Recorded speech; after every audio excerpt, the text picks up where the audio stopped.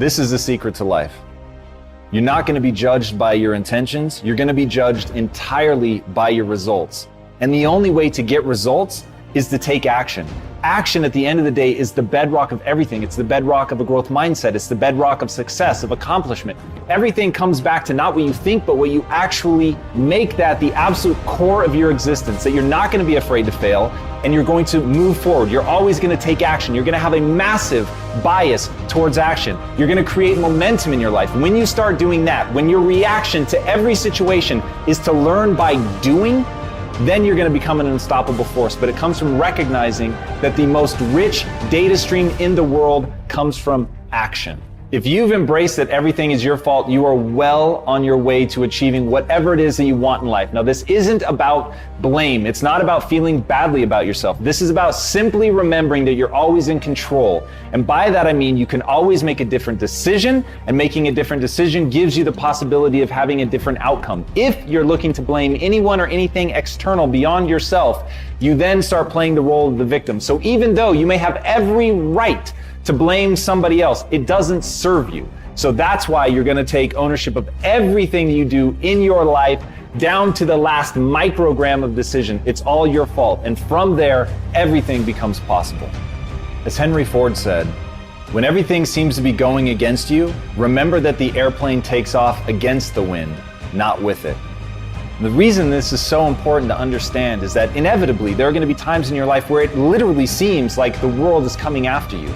And in those moments, if rather than panic, if rather than letting your mind run away from you, rather than getting bitter or angry or frustrated, if you remember in those times that forcing yourself to push through it, forcing yourself to find the opportunity, forcing yourself to find the lesson in that is going to be the very thing that gives you lift. It's actually constraints. It's having restrictions. It's having difficult times. Those are the things that allow people to really find and tap into the thing that's going to allow them to achieve what they want to achieve, because it's going to push you.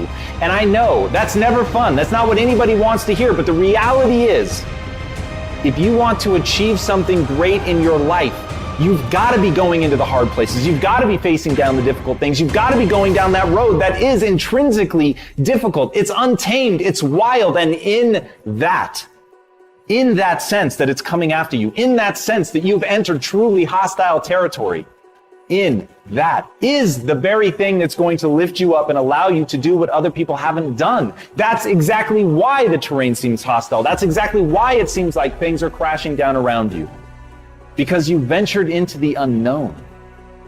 But it's only in the unknown that you're going to be able to find yourself. It's only in the unknown that you're going to be able to accomplish something that other people think is impossible. Because they only think it's impossible because no one's ever done it. And as Tullius Cicero said, whatever you do, do with all your might.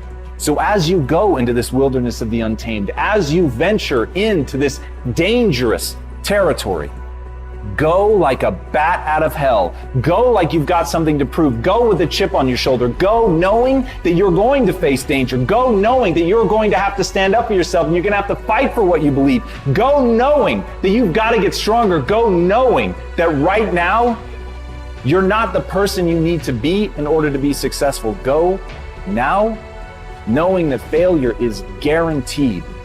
Go now knowing that in that failure, you will learn what you need. And by being willing to face that failure and being willing to learn from that and putting all of your energy into getting better, into taking responsibility, into focusing who you want to become. But you've got to do it with everything you've got. Anything less is guaranteed failure. The trouble with not having a goal is that you can spend your life running up and down the field and never score. And that's where people lose years of their life. There's so much busyness and running up and down the field. There's so much sense of action and accomplishment that they realize that there's no objective because they don't know what they're reaching for. They don't know what their goal is. And as deadly simple as that sounds, step number one, have a goal.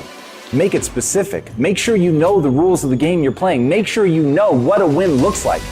In fact, that may be the most important question that you could ask yourself. The most pointed thing that you could determine in your life is to know, what does it look like to win? Once you know what it looks like to win, then you can work backwards. Then you can figure out what you need to do to score. Then you can figure out the skills that you're going to need in order to get great, in order to go out and dominate, in order to be better than anyone that has ever come before you. But to do that, you've got to know what your goal is. And once you have that, as Dale Carnegie said, if you want to conquer fear, don't sit home and think about it. Go out and get busy. So now you have your goal.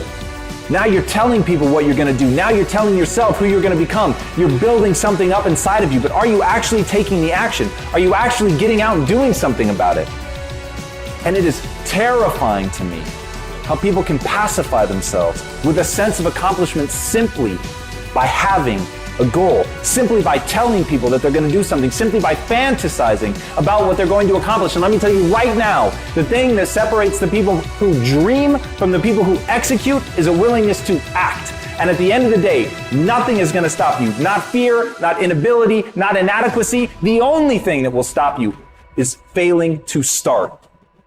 Failing to start is your mortal enemy. You've got to find a way to get yourself going. You've got to find a way to take that desire, that interest in you, and turn it into a raging inferno, something that's going to get you moving and going ahead, that will trample everything in its path. Once you're able to do that, nothing, and I mean nothing, will be able to stop you.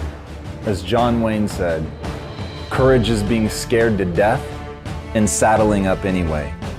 Here's the secret. The people that do the most with their lives, the people that seem the most self-assured, the ones that seem to embody confidence, the ones that seem to define confidence, they're the ones that had to face down the most fear.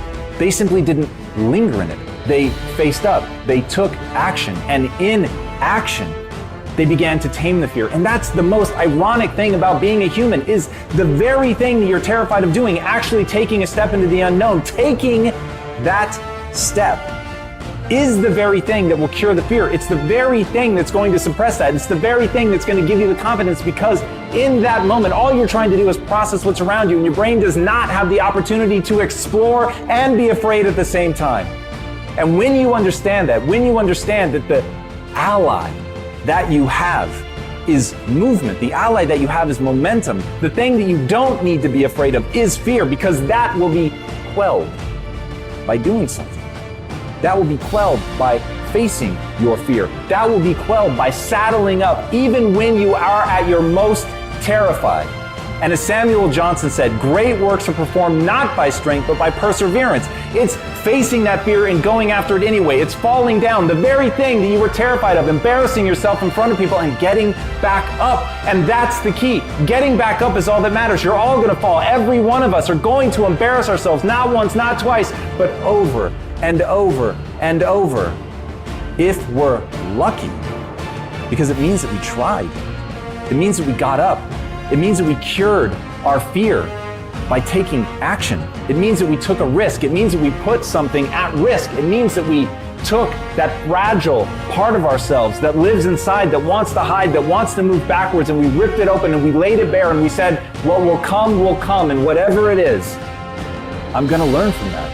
Whatever it is, I'm going to push through that. Whatever it is, I'm going to persevere, because on the other side of perseverance is a sense of self, a sense of confidence, of being reborn, of being something new, because you built upon yourself. You took that ember of fear and you turned it into something powerful, because you weren't afraid. You didn't back down. You weren't worried that that would be a permanent state. You understood that it was only a step on a longer journey. And when you can see your life as a long journey, and that you know perseverance is what it demands, then you'll stay the course.